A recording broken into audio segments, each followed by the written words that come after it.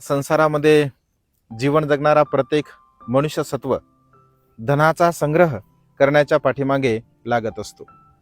भगवंत असे म्हणतात, या संसारामध्ये जर सुवर्ण वर्षाव जरी झाला असेल तरी सुद्धा मनुष्यांची तृष्णा कधी कमी होत नाही.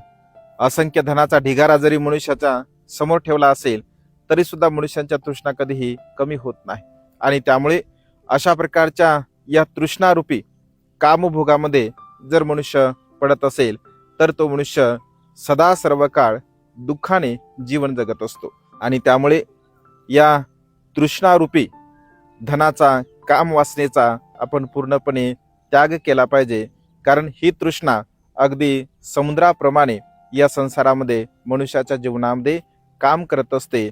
जो मनुष्य या संपूर्ण तृष्णेचा नायनाट करतो, तिला नष्ट करतो, तर तो मनुष्य सुखाच्या मार्गाने जीवन जगत असतो. आपण सुद्धा आपल्या तृष्णेचा त्याग करून सुखाच्या मार्गाने जीवन जगण्याचा प्रयत्न करावा. नमो बुद्धाय. जय भीम.